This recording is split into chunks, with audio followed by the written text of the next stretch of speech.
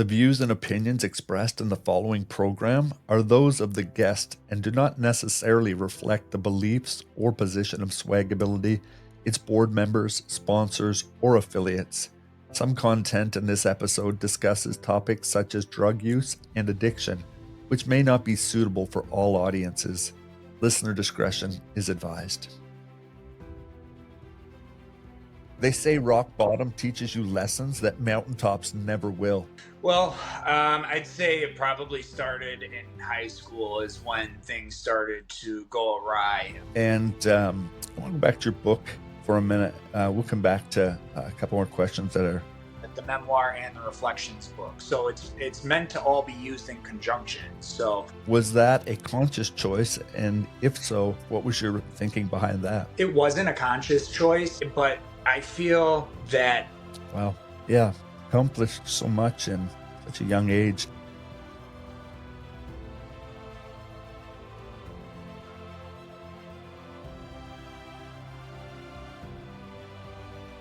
They say rock bottom teaches you lessons that mountaintops never will. For Andrew Drasen, rock bottom wasn't a metaphor. It was a cell. 7 felonies, 8 treatment programs, and 1 near fatal overdose later, he found a kind of freedom most people never do. Not behind bars, but within himself. Hey friends, welcome back to the SwagAbility Show. I'm your host, Steve Wagstaff. Here at SwagAbility, we believe that God can turn even life's hardest chapters into stories of strength. Because thriving where life finds you isn't just our message, it's our mission. Today's guest is someone who embodies this mission in every way. Andrew Drasen is the author of A Vision of Hope, a memoir written during incarceration that became the foundation for a powerful trilogy and a 90-day framework helping people rediscover who they are and who they can become. Andrew, thanks for taking some time to hang out with us on the SwagAbility Show this afternoon. thanks for having me, Steve. Glad to be here. Thanks. Let's go back to where your story really began to shift. I'm thinking back to maybe back to your teens or your 20s. When you think back to those years, what was the first sign that life was starting to kind of head what we would say off the tracks? Well, I'd say it probably started in high school is when things started to go awry. When I switched schools from my middle school, I went to a middle school that was a combined middle and high school, and there were 500 students total. I switched schools for high school and went from 500 to 3,000, and I'd already kind of began experimenting with drugs and alcohol at that point. It was a little marijuana, a little alcohol. Then my freshman year, my marijuana use exploded. It was all day, every day. Then I got my car and the selling started. Then my first arrest, which happened at school during my junior year, getting expelled from school, in and out of jail, the legal system, overdoses. I mean, it was off track for quite some time. I just didn't realize the road that I was heading down until I was already there. A couple of questions for you, and this will be a controversial question and probably a controversial answer, but I don't want to shy away from it. I've heard people on the side for the use of marijuana legalized. They say it's not a gateway drug at all. There's no truth to that. It's a controlled whatever. Just like some would say alcohol is just a social drink. It's not, doesn't make an alcoholic out of someone. And it's maybe there's truth on both sides, but I would love your take as someone that I noticed you said your weed use exploded. Where do you lie in the argument or at least opinion on that being at least the entryway into it?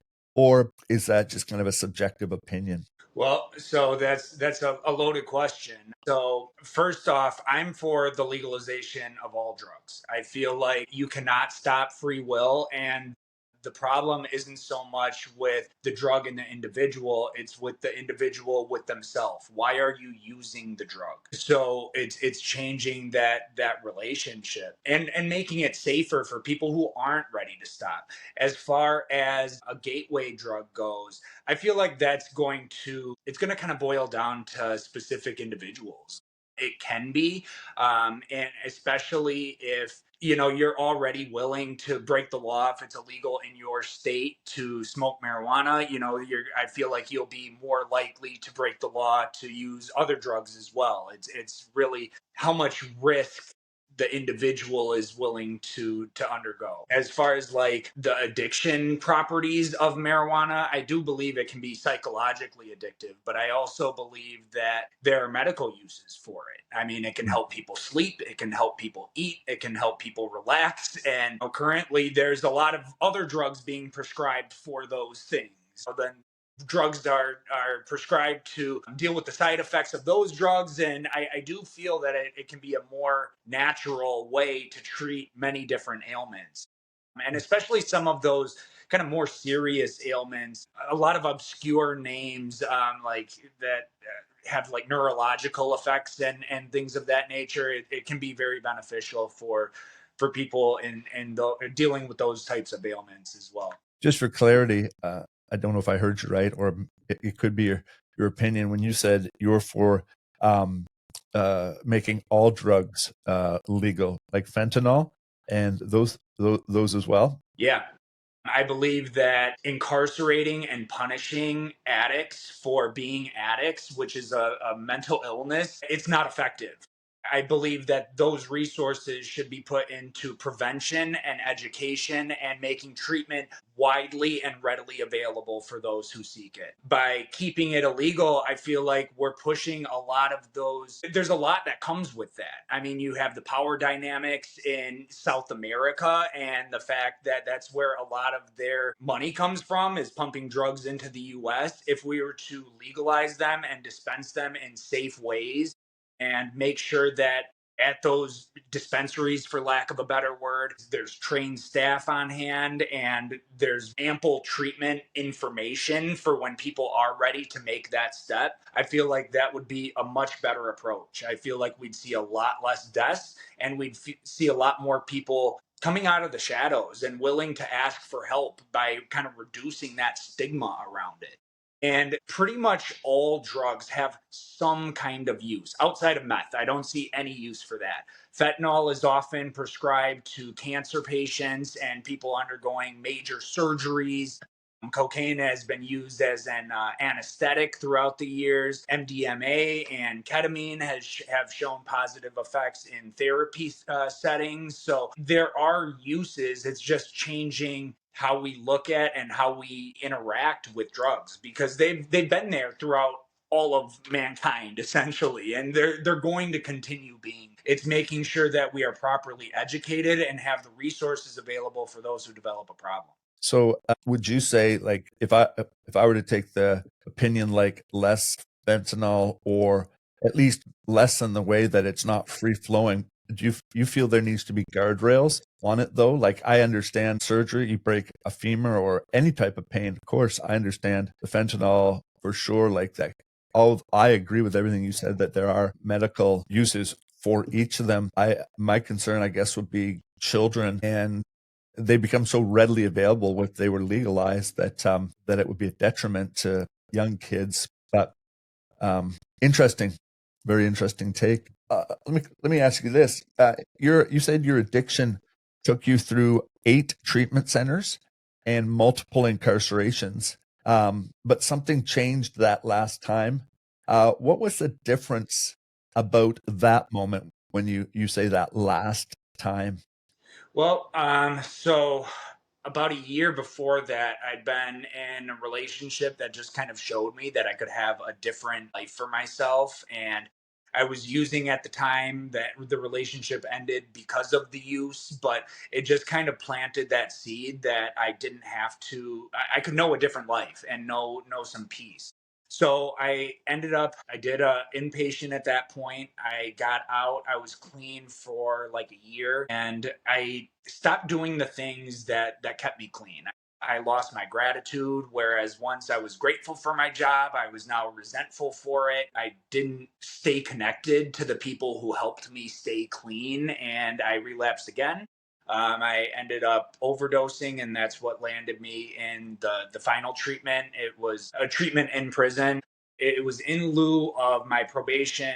I was in drug court at the time, and I had to sign my last chance agreement, meaning if I had one more screw up, that meant dirty a drug test or a missed appointment, one more anything, I would be discharged. And I was looking at 7 years behind bars and then 5 years on parole, for lack of a better word, afterwards. So it was fairly significant. That's when I landed in jail and I wrote the book. So I knew I had 6 to 8 months to do, and I'd done a decent amount of time in the past and didn't really make the best use of it. So I wanted to make better use of my time.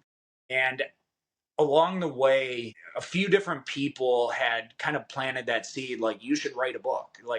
I'd been told that a couple of different times. So I just decided to do it. And I set a goal to finish it before I got out, finished it 5 minutes before I got out. And that was really kind of the beginning of this journey. Yeah, I want to get to that book too, because I know it's coming out on December 2nd, I believe. But before we turn the page, no pun intended, what is the biggest, for anyone that is right now listening that has addiction, what is the biggest lie or biggest stumbling block to an individual preventing them outside of incarceration for getting help? Is it, I'm in control, like I don't have a problem, self-denial? Is it a self-control issue? I feel like for most people, it's going to boil down to fear of some way, shape, or form. Maybe it's fear of getting clean. Maybe it's fear of going through the withdrawals. Maybe it's fear of getting honest and having people look at them a certain way. Maybe it's we're lying to ourselves, because a lot of times we think that other people don't notice or that we're hiding it. And everybody can tell. Everybody can tell. Is there a negative connotation for coming, like getting clean? Is it an identity? I'm just curious about what that meant. So, I mean, identity is a big part of it, because once we remove the drugs and the alcohol, we have to replace that with something. And we spend so much of our time numb, or trying to become numb, or trying to figure out a way to become numb. And that's just how we've lived existence for so long. So you take that away and you just have this wave of emotion. And a lot of time there's shame and regret. And we have no choice but to kind of look at our actions and the impact that we've had on others and to reconcile.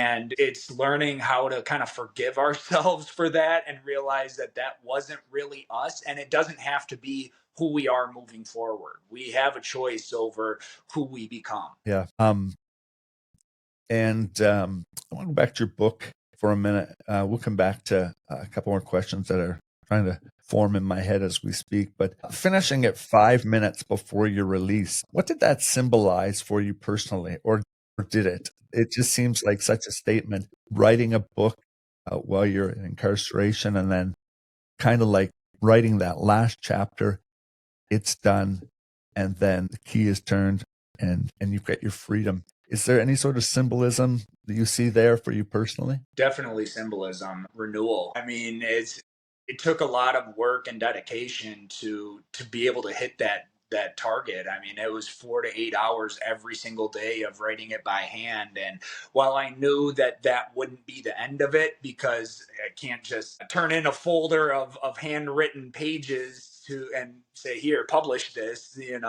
was the start of the journey. But it was definitely the first milestone. And it reinforced that what I set my mind to, I could accomplish if I'm willing to put the action behind it.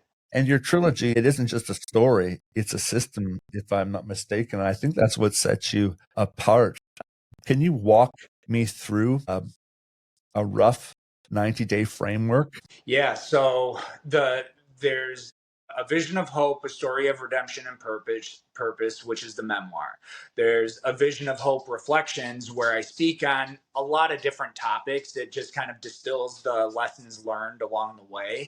And then there's a workbook for practical application, where you can use it as a mirror to kind of learn about yourself and grow. So I have developed a 90-day curriculum around it. I've already got my first few beta partners, and at the beginning of the process of getting it certified as evidence-based, which is a multi-year process, but it's one that I'm going to undergo, because my goal is to be able to get it into like the DOC. and allow prisoners to take the course before they get out. I feel like that's a very applicable audience, for lack of a better phrase. But the curriculum itself, it can be worked. The workbook is for sale also, so an individual can just go through it on their own without being in a group. It's just that structure works as well. It focuses on 5 key areas. The first is going to be identity restoration, where we just kind of learn about who we are, what we really like, what we dislike, what our goals are, what we want our life to look like. Then it moves into cognitive restructuring, where we look at our thoughts and whether what we think is based on reality or our perception of reality. And we analyze how we behave based off of our feelings and emotions. Then it goes into goal setting and action planning. It turns into like visualizing what you want your life to look like, and creating an action plan to make that your reality. Then at the end, it zooms out and it focuses on legacy framing. So it gets people to think about how they want to give back to their community and make their goals not strictly self motivated. Can I ask how old you are? Wow. Yeah. Accomplished so much in such a young age. And while you're writing your book in incarceration, obviously much of it is lived experience. Were you able to draw on resources as well while you were in there to help solidify whatever diagnostics or whatever parts of your program work? Or is this a complete work of lived experience? So the curriculum and the program didn't develop until after I was out. It just started with the memoir and the Right. reflections book while I was in, and then it just kind of grew from there. And then I just pulled, having been through 8 treatments myself, I Yeah. have a pretty good idea on what made an impact for me and what wasn't. So I'd borrow bits and pieces, and really the program kind of mirrors the memoir and the reflections book, so it's meant to all be used in conjunction. So whatever chapter you're on, the questions are going to correspond to whatever the subject matter was in that chapter. So I did add a few things that I've never experienced in a treatment setting, but I think they will be impactful. For example, one of those things at the end of the program, it ends with a capstone speech where you just put a bunch of different pieces together, and one of those pieces is writing a eulogy to yourself from the perspective of a loved one that you'd hope to hear at your funeral, to kind of get people to think about the impact that we have on others and how we want to be remembered, and then to work towards that, so that is what is said about us when it's all said and done. I want to quote you for a minute and then get you to unpack it. You say, addiction is a symptom, not the cause. Can you unpack what you mean by that for our listeners today? Yeah, I mean, nearly every time, the drug isn't the problem. There's a reason why we use the drug in the first place, and it's identifying what that is and healing from that. Usually it's some kind of unresolved trauma of some kind, or some insecurities, something along those lines. So it's once we put down the drug, it's okay, now are we going to really do the work and look at ourselves so we can heal properly, so we don't go back to that. Because I feel like that's why so many people end up relapsing, is because they don't do the work to properly heal. And that's why, like, in step work for AA and NA, a lot of people fall off at that fourth step because they don't want to look inward and take that moral inventory. True that until you hit rock, it's another saying you always hear, but until you hit rock bottom, you really, you don't latch on to, the minority, I guess, would latch on to wanting to find true freedom. Is that just a saying, or is there, I don't know statistically what it is, but more often than not, it's those that hit rock bottom that do well to find their way up again. What's your take there? So rock bottom is going to look different to every individual. I mean, someone's rock bottom could be being late for work one day. They may just realize, like, hey, this is starting to interfere with my life. I don't want it to. I'm going to stop. And that's when they make that decision. Other people, they won't find it until they're in the ground. I mean, it's just, it's when is enough, and you don't want the consequences that you're currently experiencing. And it's when the pain of changing becomes less than the pain of being the same. I noticed your curriculum never mentions the word drug or alcohol. Was that a conscious choice? And if so, what was your thinking behind that? It wasn't a conscious choice, but I feel that everyone has something to heal from, and we could all learn ourselves better and make a better plan to create the life that we want for ourselves, because so many of us are stuck in lives that we never intended for ourselves and are discontent with this area or that area or this area. And we only get one life on this planet, in this body, in this form. So we should make it the life that we want. So the curriculum, the tagline for A Vision of Hope Media is everyone has something to recover from. So it's a very inclusive curriculum, and while it is beneficial for people in reentry, dealing with the justice system, dealing with addiction, it's not only for them, if that makes sense. You touched briefly on it a few minutes ago when we were talking, but how are programs like your former drug court and others responding to your material now? So I have my first three beta programs. As I said, I'm going through the evidence-based process, but that's going to take getting beta clients and gathering data, stuff like that. I did talk to the Racine County drug court coordinator, and they looked over the materials and they gave me high praise on it, but said that since they are funded by grant money, and part of the criteria are that all of the curriculum that they used are evidence based, they'd be risking their grant money if they were to institute it. So we'll circle back once I get it evidence based. But she did mention that a couple of the team members are going to buy books and they'd like them signed. And she said that she was going to talk to the judge about me potentially coming in and speaking to the current participants. And it's all building relationships. We all have a common goal, and one quote that I really like is, you go quicker alone, but we go further together. Yeah, I've heard that before, and there's so much truth behind that. Yeah. Friends, before we continue, I want to take a brief moment to thank our partner, Podmatch, a platform that connects podcast hosts with the ideal guests who truly have something meaningful to say. In fact, today's episode was made possible through Podmatch, and I can tell you from personal experience, it's one of the most powerful tools out there for discovering guests who inspire, educate, and transform lives. If you've ever dreamed of starting your own podcast, or you already have one and want to find authentic guests who share your vision, I highly recommend joining Podmatch. Simply visit joinpodmatch.com/swagability. That's joinpodmatch.com/swagability. Let's move a little bit further. I want to talk about faith, loss, and legacy. You've spoken with incredible openness, so thank you for that.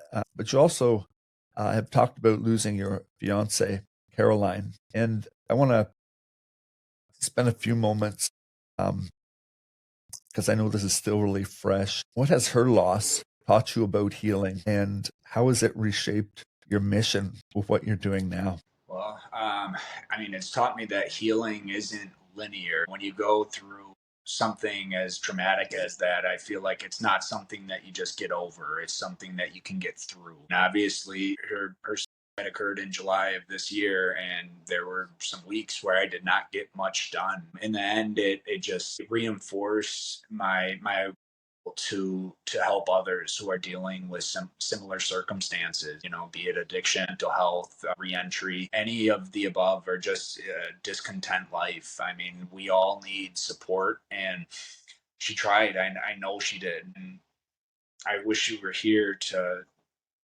see what this becomes. But there's no better way that I can honor her than by helping others. I mean, she cared about what everyone thought and felt, and was so giving of herself and her time. Yeah.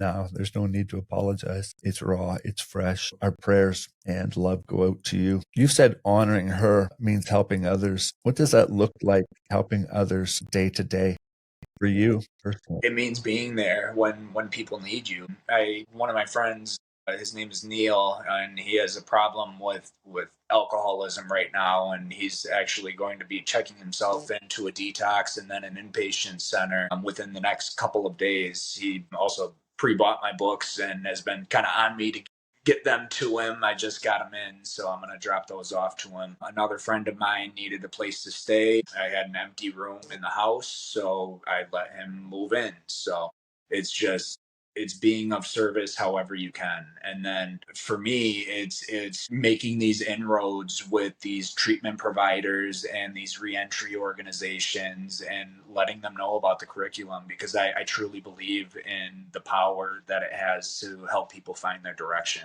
Right along the same lines, I know you've quoted Luke 17:20-21. The kingdom of God is within you. How does that belief show up in your work and in the material? It's self empowerment.